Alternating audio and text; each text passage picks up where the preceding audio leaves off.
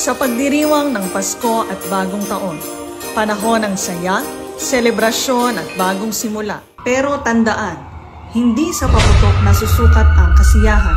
Sa isang iglap, ang saya ay pwedeng mauwi sa sakuna. Sa tala ng Department of Health noong taong 2024, mayroong 196 fireworks-related injuries sa buong Calabarzon. Narito ang ilang halimbawa ng nakakapinsala at pinagbabawal na paputok. Ang Quitis. Ayon sa ulat, 46% ng mga biktima ng iligal na paputok sa rehiyon ng Calabarzon noong nakaraang taon ay nasugatan dahil sa Quitis. Ang 5-star, nakilala sa malakas na pagsabog at maaaring magdulot ng pagkawala ng mga paa o binti. Umabot sa 14% ng mga biktima ng iligal na paputok ang naitala noong nakaraang taon dahil sa paggamit ng paputok na ito. Samantalang ang boga naman ay maaaring magdulot ng pagkabingi o pagkasunog ng tahanan. 7% ng mga biktima ng iligal na paputok ay dahil sa paggamit nito. Ang super lolo o lolo ay kilala sa malakas na pagsabog at maaaring magdulot ng pagkawala ng mga daliri o kamay. Ang piccolo.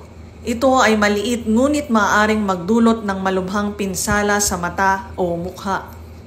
At ang watusi na naglalabas ng malakas na tunog at naglalabas ng mga sparks. Kaparusahan sa mga mahuhuling nagbebenta ng ipinagbabawal na paputok.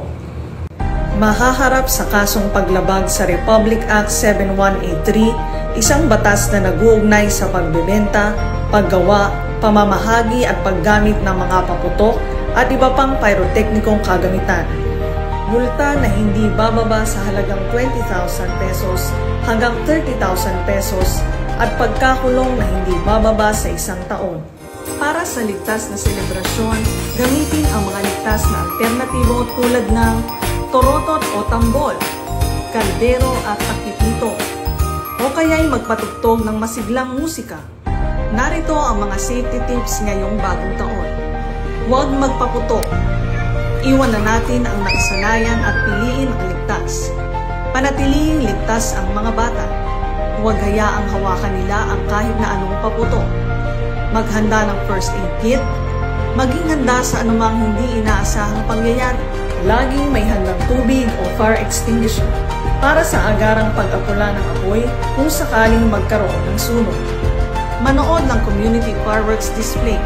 Mas ligtas, mas masaya at mas maayos. Namimili pa lang at di pa raw nagsisindi pero heto't naputokan na kaya nalapno sa mga mukha ng 6 na batang ito.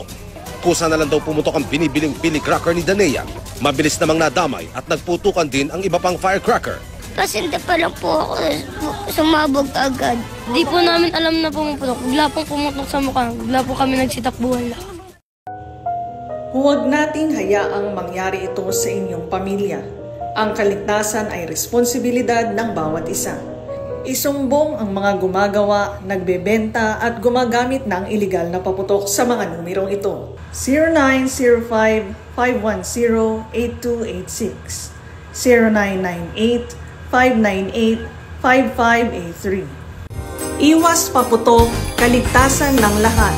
Sama-sama nating salubungin ang bagong taon ng masaya at ligtas.